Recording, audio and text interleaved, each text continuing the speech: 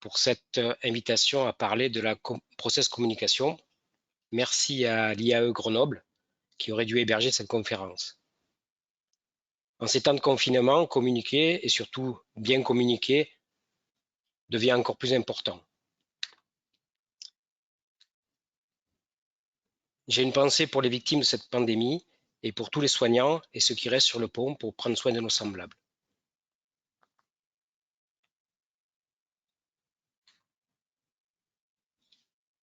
Pour permettre aux retardataires de se joindre à nous et afin de faire connaissance, je vous propose un premier sondage pour indiquer ce que vous pensez des problèmes de communication. Est-ce qu'ils sont importants, pas importants, évitables, inévitables? On va lancer le premier sondage. Merci Michel. Pour participer à ce sondage, je vous invite à cliquer sur l'onglet « Sondage » qui se trouve sur le tableau de bord. Et vous avez maintenant quelques secondes pour participer au sondage. Nous sommes actuellement à 30% de personnes, de participants. Il vous reste encore quelques secondes pour voter. Nous sommes à 57% de participants. Merci beaucoup pour toutes vos participations. Nous allons clôturer le sondage. Les résultats s'affichent à l'écran.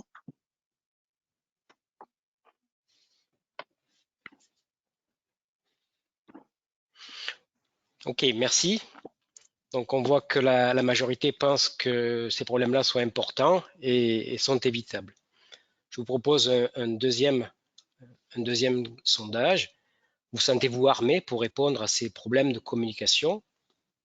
On va lancer ce deuxième sondage. Comme pour la première fois, il vous suffit de cliquer sur l'onglet Sondage. Merci beaucoup pour vos participations. Il y a déjà beaucoup de personnes qui répondent. Nous sommes à 45% de participants, 54% de participants. Merci pour toutes ces réponses. Vous avez encore quelques secondes pour les personnes qui souhaitent participer.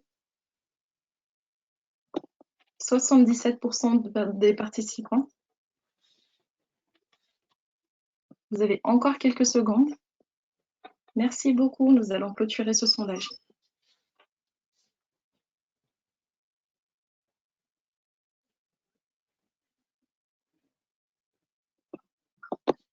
Merci pour ces résultats. Effectivement, il y a une majorité de plutôt oui et quelques plutôt non. Je vais vous proposer une dernière question sur les outils ou méthodes de gestion de la communication interpersonnelle. J'ai listé quelques outils que vous pourriez connaître. On va lancer ce troisième sondage. De même, pour ce dernier sondage, il vous suffit de cliquer sur l'onglet « Sondage » qui se trouve sur le tableau de bord et vous avez quelques secondes pour y participer. Nous avons là encore beaucoup de personnes qui participent au sondage. Nous sommes à 62 personnes de participants. 73% de nos participants ont répondu. Vous avez encore quelques secondes pour ceux qui souhaitent nous rejoindre. Merci beaucoup. Nous allons clôturer ce sondage.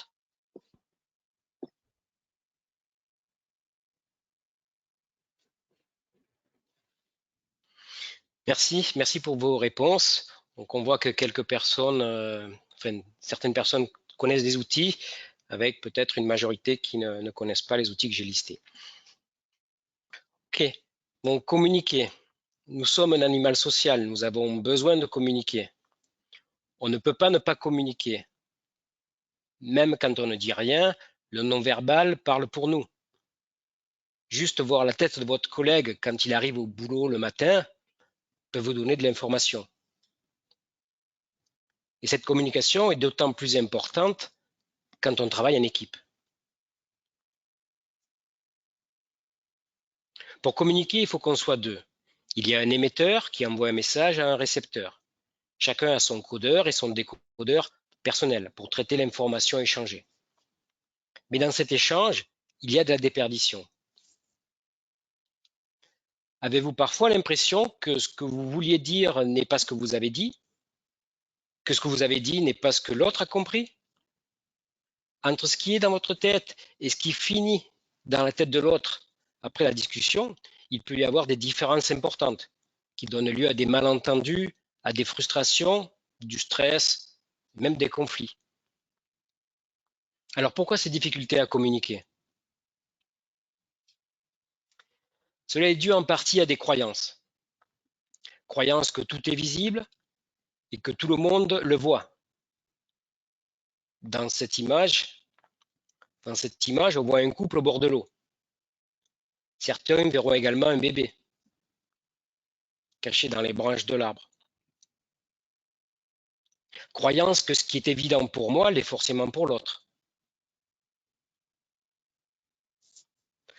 Dans cette autre image, vous voyez une femme. Vous voyez tous une femme, mais certains la voient jeune et d'autres plus âgés. Si nous n'avons pas comparé nos perceptions et si l'âge est un élément important dans la discussion, nous pouvons nous quitter sur un malentendu. Encore une croyance, la réalité est perceptible. Même nos sens nous jouent des tours. Quand le magicien coupe en deux sa partenaire sur scène, c'est pas vrai. Ceux qui pensent que les lignes bleues ne sont pas parallèles se trompent. De même, ceux qui pensent que les cases A et cases B ont une teinte de gris différente se trompent aussi. Toutes ces croyances peuvent fausser la communication.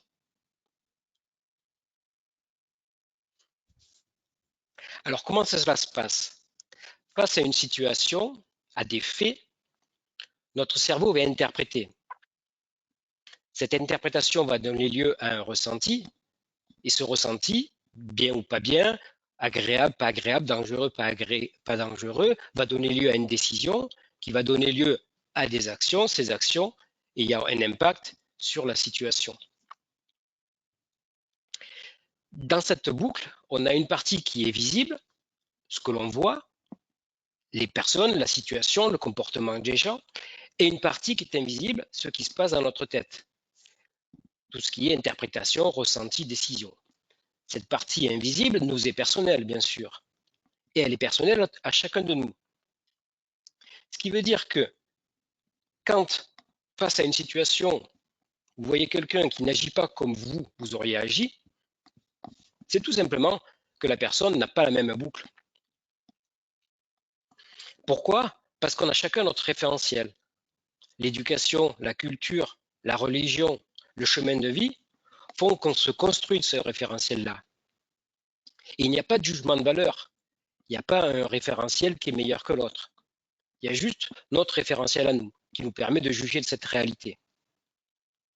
Et ça, c'est quand tout va bien.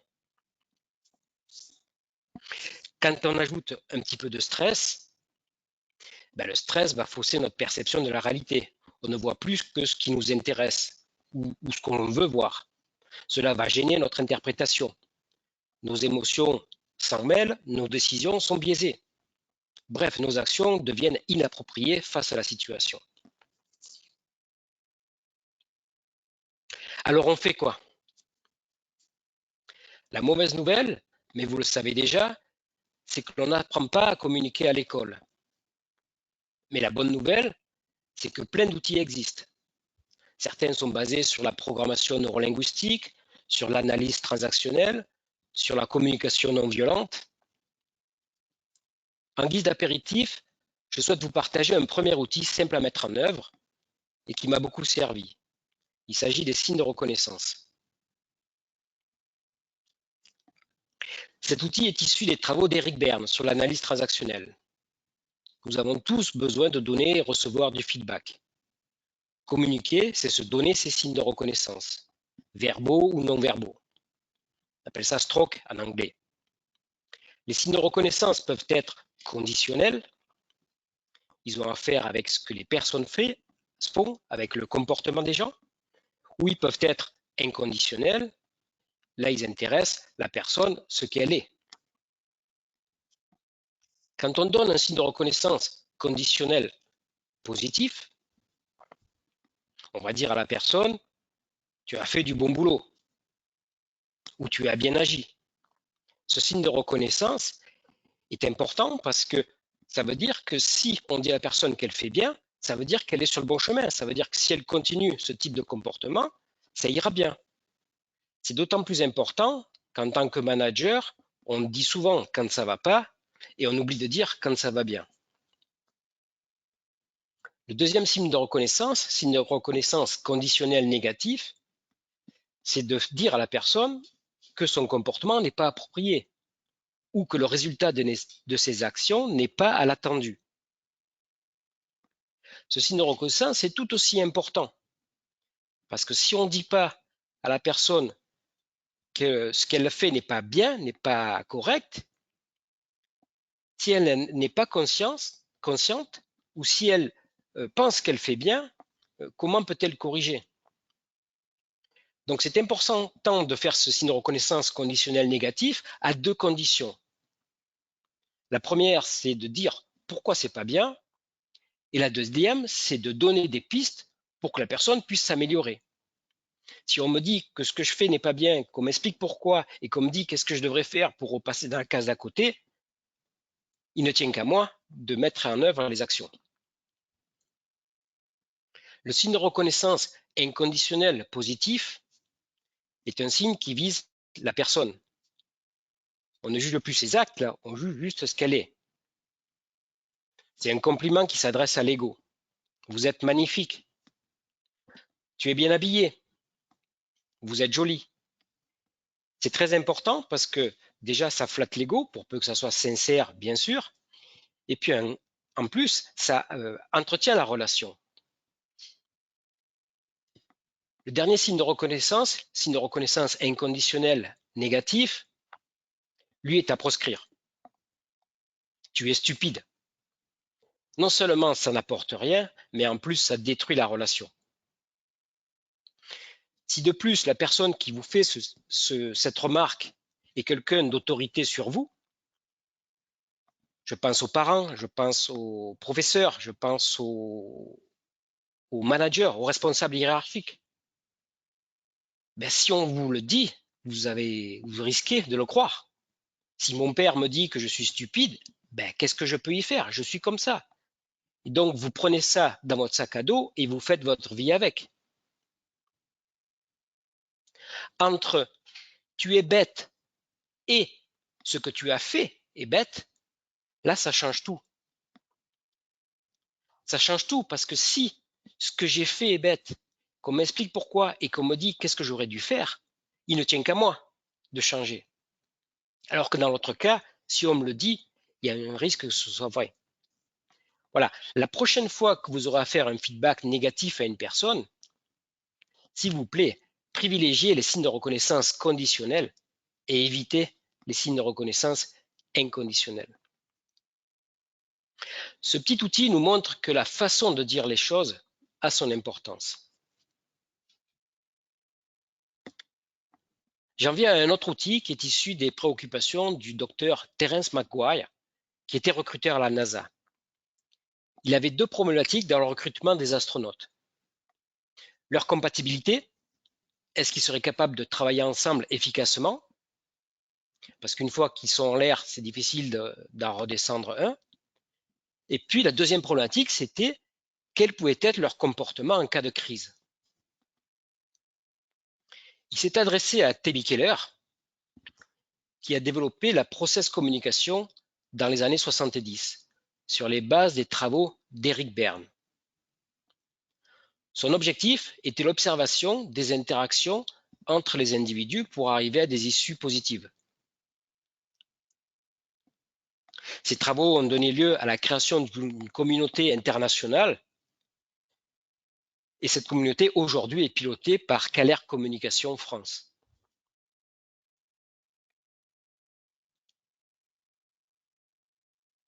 La process communication est un outil de développement des compétences relationnelles et émotionnelles.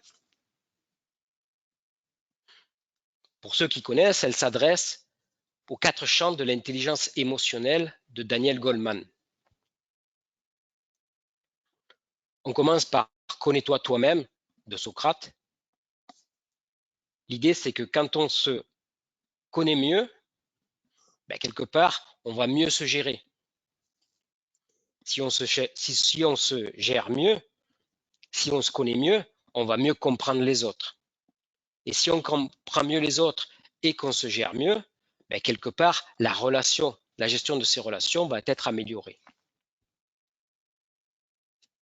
Donc en fait, la process communication nous permet, avec une meilleure conscience de soi et des autres, d'arriver à une efficacité personnelle et collective bien améliorée.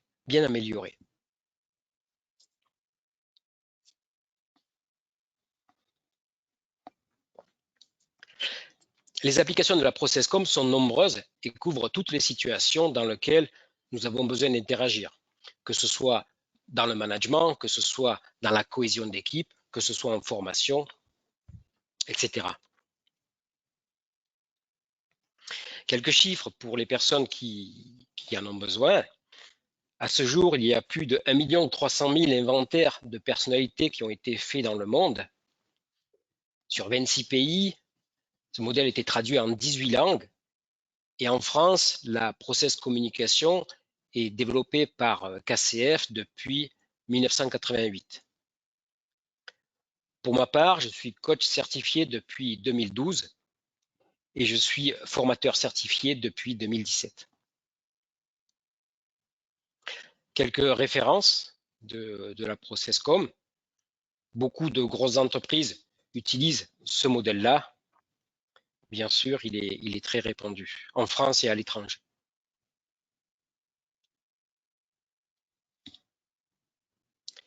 Alors, la ProcessCom repose sur 2 piliers. Le premier pilier, c'est la manière de dire les choses a autant et parfois plus d'importance que ce qui est dit. En fait, la forme prime sur le fond. Et le deuxième pilier, c'est 6 types de personnalités qui représentent toutes les facettes de notre personnalité. Attention, il ne s'agit pas de mettre des gens dans des cases. Et l'outil ne souhaite surtout pas faire ça. L'humain est beaucoup plus complexe et riche que n'importe quel outil.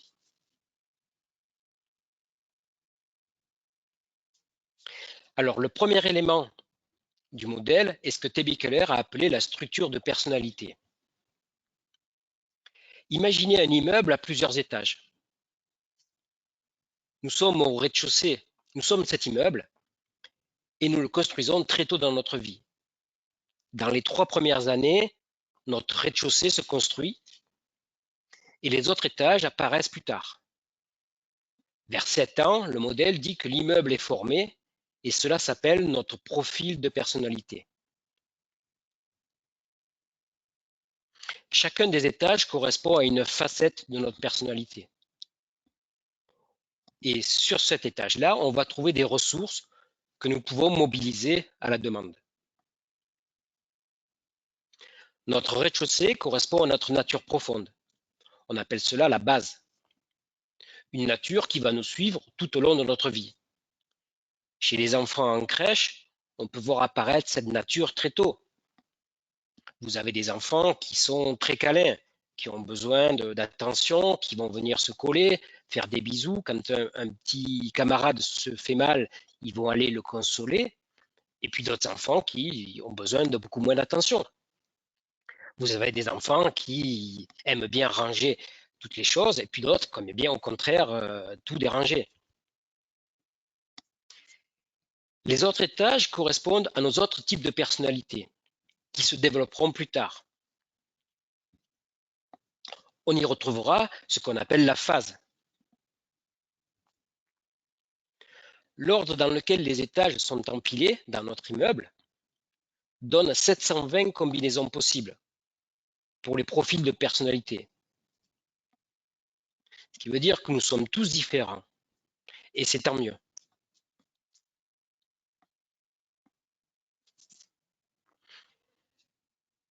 Le concept de l'ascenseur. Nous avons 100% de notre énergie disponible au rez-de-chaussée. C'est notre nature d'être. Cela ne nous demande pas d'effort. On est comme ça. C'est notre naturel. Par contre, l'énergie disponible dans les étages peut être moins importante et au plus on monte, au moins on a d'énergie disponible.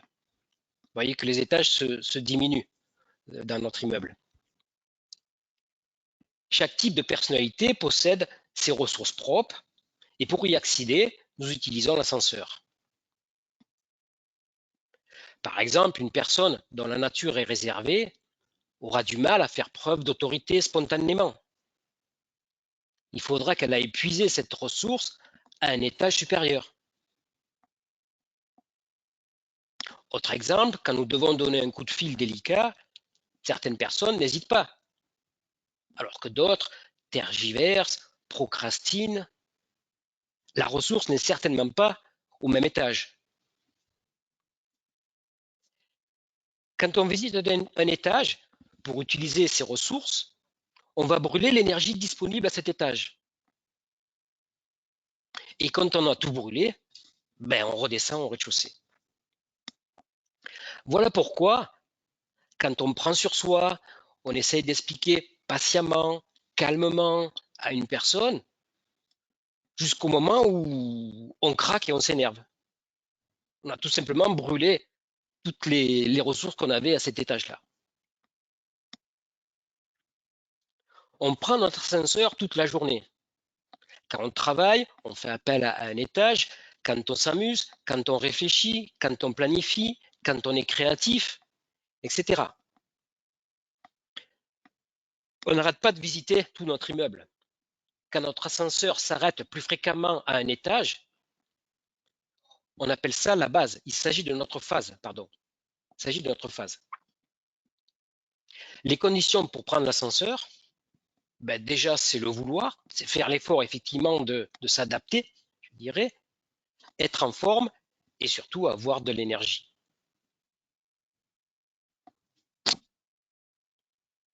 Alors, voici une description rapide des 6 types de personnalités définis par T.B. Keller.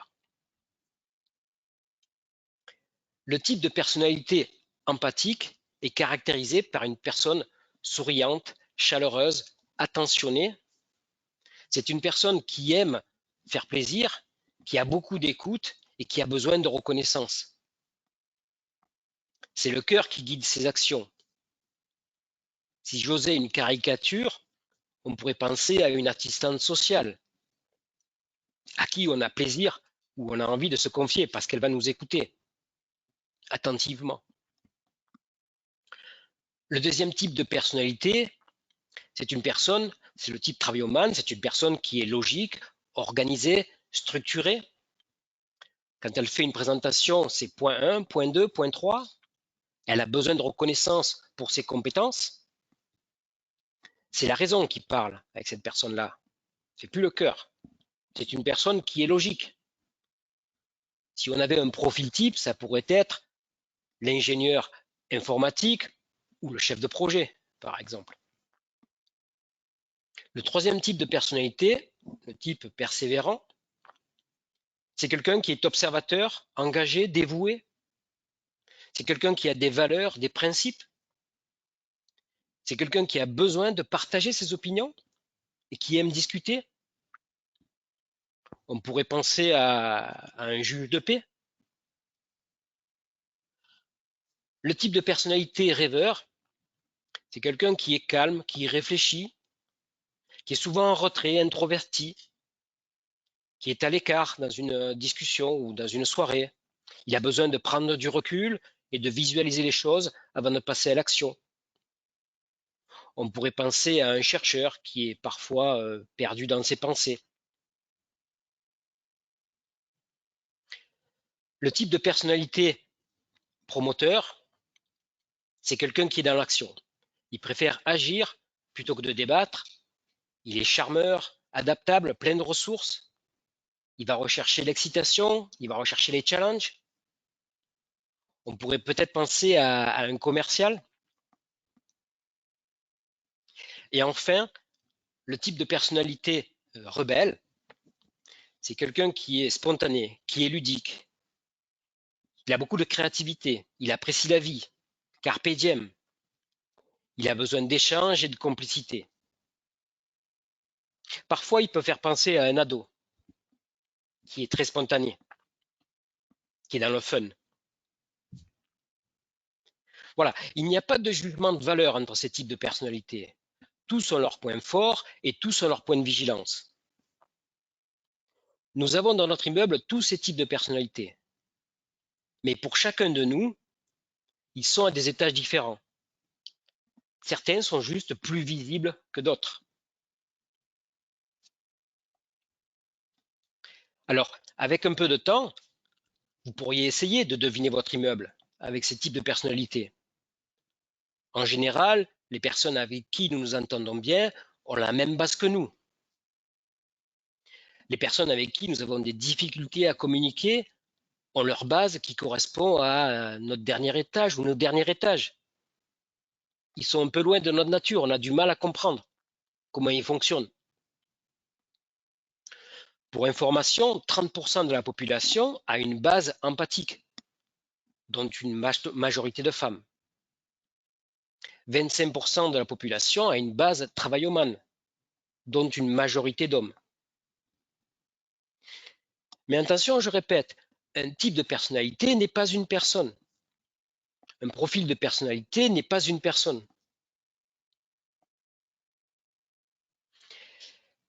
Quand on parle communication, il faut d'abord comprendre d'où vient l'efficacité des messages.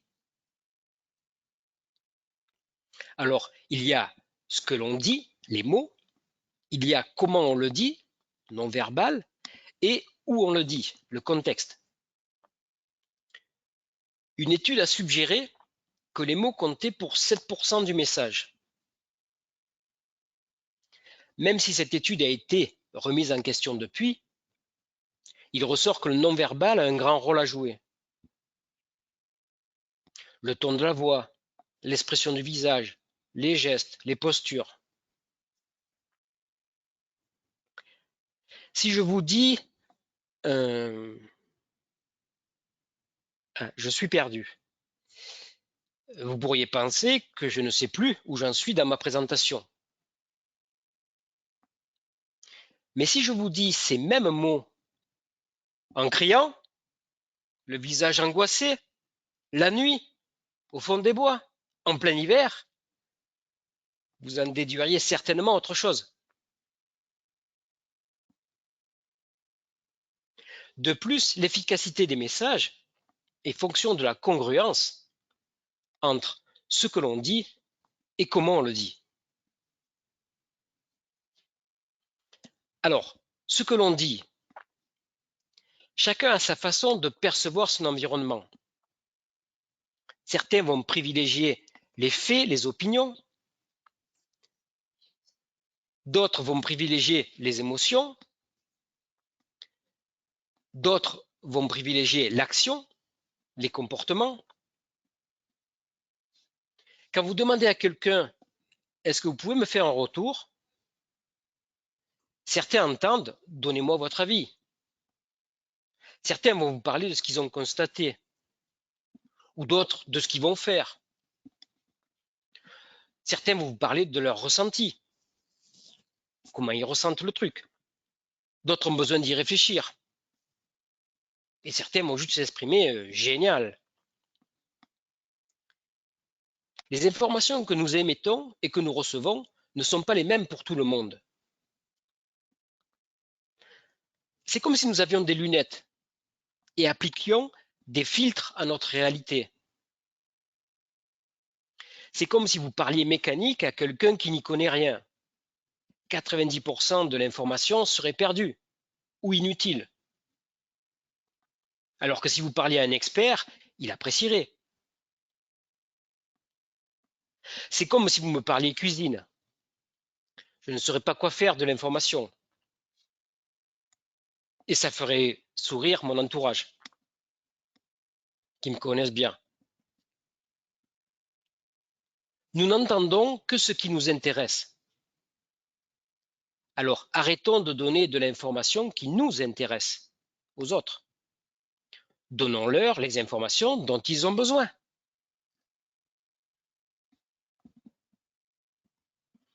T.B. Keller appelle ça les perceptions et il les associe à chacun des types de personnalités. Avec un peu d'attention au champ lexical utilisé par une personne, nous pouvons deviner sa perception et donc lui parler son langage.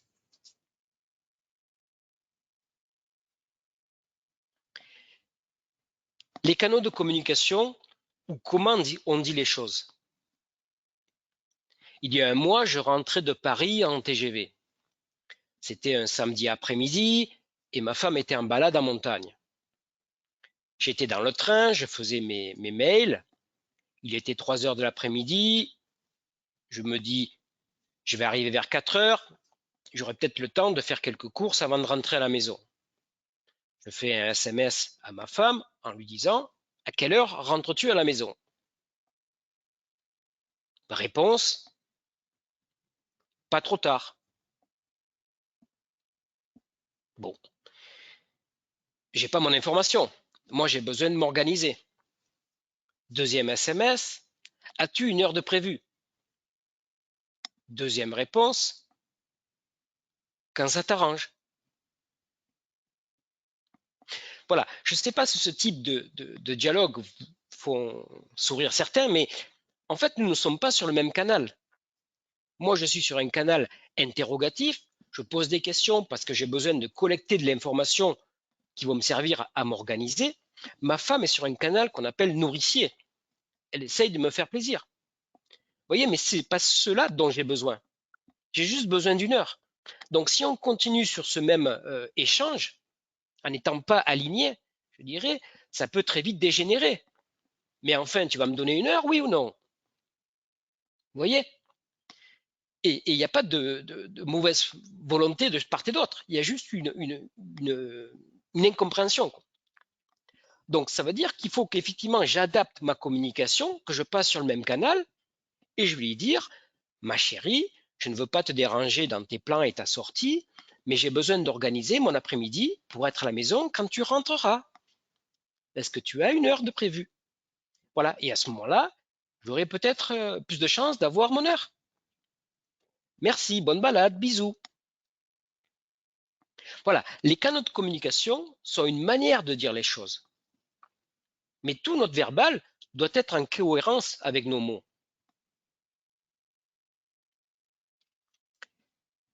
Il y a ce qu'on dit et comment on le dit. La bonne perception est le bon canal pour parler la bonne langue à notre interlocuteur. Quand on s'adresse à quelqu'un, on parle à sa base. Par exemple, un Français et un Anglais qui discuteraient ensemble, si chacun reste sur sa langue maternelle, on va avoir du mal à communiquer. S'il y en a un qui monte à son étage français ou à son étage anglais, à ce moment-là, la communication sera plus efficace. Il faut prendre son ascenseur et il faut apprendre à parler 6 langues étrangères. Voilà les bases. Mais le modèle ProcessCom se décline aussi sur d'autres thématiques. Les styles de management dépendent de chaque manager. Certains ont un style autocratique, d'autres démocratique, bienveillant ou laisser-faire. Le modèle permet de comprendre tous ces styles, leurs points forts, mais aussi leurs limites.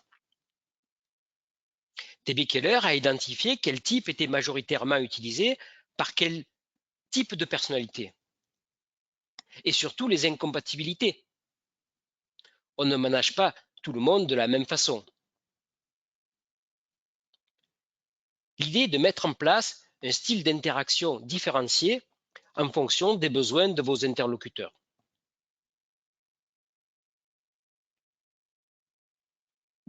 Les environnements de travail. Chaque personne a également ses préférences d'environnement de travail. Cela inclut la propension à aller vers les autres ou à se concentrer sur son travail. Certaines personnes ont besoin de dire bonjour à tout le monde en arrivant, alors que d'autres vont dire bonjour à la cantonade et puis se mettre au travail. Les conditions de travail également, en open space, où des gens ont besoin de stimulation extérieure pour travailler, ils sont très à l'aise dans un open space, Je pense à votre ado qui fait ses devoirs dans sa chambre avec la télé qui marche, un casque et de la musique sur les oreilles, et comme ça, il travaille bien. Et d'autres personnes vont avoir besoin de s'isoler avec un casque ou de travailler dans un bureau. De même, certaines personnes préféreront prendre des initiatives alors que d'autres seront plus promptes à saisir des opportunités. L'apport du modèle est de connaître et d'identifier ces facteurs pour mettre les personnes dans des conditions optimales à leur bien-être et à leur productivité. Un autre point important du modèle est les besoins psychologiques. Nous avons tous des besoins psychologiques que nous cherchons à satisfaire consciemment ou inconsciemment. Nous cherchons à obtenir la satisfaction de nos besoins au travail ou dans la vie privée, par les autres ou par nous-mêmes. Je reviens sur les signes de reconnaissance de tout à l'heure. Certaines personnes ont besoin de signes de reconnaissance conditionnels qui va valoriser leur travail. Certaines personnes ont besoin plus de signes de reconnaissance inconditionnels sur la personne. Tu es une personne que j'apprécie. Ces besoins sont associés au type de personnalité et nous avons tous ces besoins à différents degrés. Ces besoins sont le carburant pour notre moteur. Et le besoin prioritaire que nous avons à satisfaire est celui de notre phase, les tâches dans lesquelles nous nous trouvons à un instant donné de notre vie. La satisfaction positive de nos besoins nous donne de l'énergie. Cette énergie nourrit notre motivation et sert à notre ascenseur. Mais que se passe-t-il quand nous n'y arrivons pas? Comment s'y prennent les enfants pour obtenir de l'attention? Ils vont vous faire des câlins, ils vont vous faire des bisous, ils vont venir se coller, d'accord? Et s'ils n'ont pas l'attention qu'ils attendent de leurs parents, qu'est-ce qu'ils font? Ben, ils vont faire des bêtises, des cris, des pleurs, jusqu'à se faire gronder. Mais j'ai mon attention. Il vaut mieux de l'attention négative plutôt que pas d'attention du tout. Et pour les adultes, c'est pareil. Si nous n'arrivons pas à avoir cette satisfaction positive, à ce moment-là, le stress nous guette. Le stress fait partie de notre quotidien. Malheureusement, parfois il devient contre-productif et contagieux. On le voit en ce moment. Une personne stressée va adopter un comportement qui l'amène à satisfaire ses besoins psychologiques, mais d'une façon négative. Ce comportement est très souvent inconscient et nocif pour la personne et pour la relation. T.B. Keller a identifié 3 degrés de stress. Quand on est en stress léger, il y a un inconfort passager et fugace. On est un peu gêné, mais on ne sait pas trop pourquoi. On a entendu un mot qui nous a interpellé, on a une réflexion. Bref, ce genre de stress nous arrive très souvent dans la journée et ça peut durer juste quelques secondes. Le stress sévère, c'est une pression ressentie avec intensité ou avec une fréquence importante. On n'est pas bien, on le sait et ça se voit. Le stress intense, quant à lui, c'est quand on est en burn-out, ça va relever de la médecine. La communication devient de plus en plus difficile au fur et à mesure que nous descendons en stress. La descente est séquentielle si nous n'agissons pas pour arrêter ce processus. Nos comportements peuvent changer significativement. Quand on est assis à notre bureau tranquille, je dirais, ou quand il y a le feu. Le modèle nous apporte 3 aides sur ces comportements sous stress, ces comportements sont premièrement prévisibles. T.B. Keller a décrit des comportements possibles et les a associés au type de personnalité. Par exemple, une personne sous stress pourra devenir perfectionniste, accorder une attention aux détails excessive. Vérifiez 4 fois que vous n'avez pas oublié les clés de l'appartement en sortant de chez vous. Elle pourra devenir cassante. Elle pourra ne plus arriver à dire non. D'autres personnes se retireront dans la passivité. Certaines même manipuleront en rejetant la faute sur les autres. Deuxièmement, ces comportements sont observables.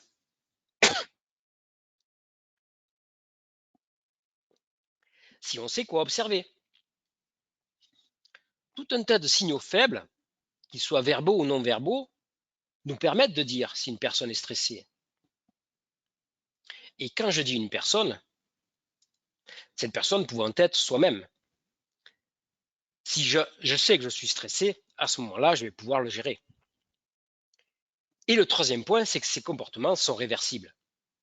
La bonne nouvelle, c'est que la ProcessCom nous donne des techniques pour ramener les personnes à un niveau de stress acceptable.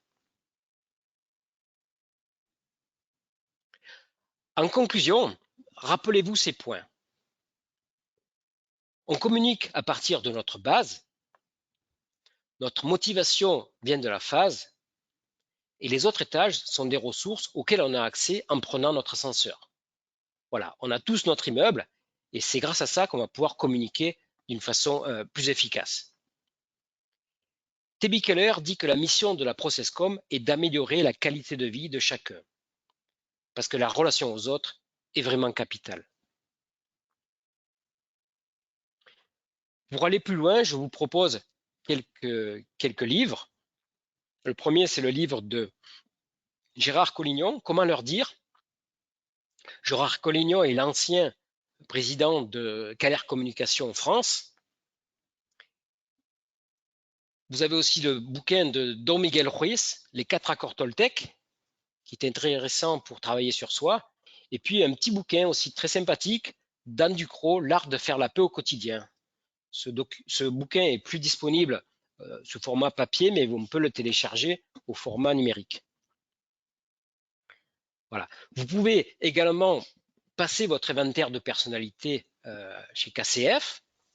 Vous avez un questionnaire à remplir en ligne et ensuite un débrief par un coach ou un formateur certifié ProcessCom. Je vous ai mis les liens sur le site français, Process Communication, et sur le site international. Sur le site français, vous pouvez aller rechercher un coach ou un formateur qui vous débriefera de votre profil. Quand vous faites remplissez cet inventaire de personnalité, vous allez recevoir donc un inventaire de personnalité et un rapport de 30 à 40 pages qui vous décrit. Ce rapport est bien sûr, vous devez payer bien sûr pour ce rapport-là. Voilà. Vous pouvez également vous former à la process communication, notamment par exemple une formation que je propose sur Grenoble en mai et juin, qui est éligible au CPF, avec 4 jours en présentiel et un jour à distance. Je vais peut-être devoir revoir mes jours en présentiel. Vous avez un simulateur en ligne, KCF aussi, qui vous permet de vous entraîner. Et la certification est donnée par l'APMG, qui est un organisme international. Voilà, vous avez les infos sur mon compte formation pour les Français et cogito.net. Voilà, c'était juste une introduction rapide à la process communication modèle. J'espère que cela vous a intéressé et donné envie d'en savoir plus pour appliquer ces techniques dans votre quotidien professionnel et personnel. Je vous remercie de votre écoute et me tiens à votre disposition pour vos questions.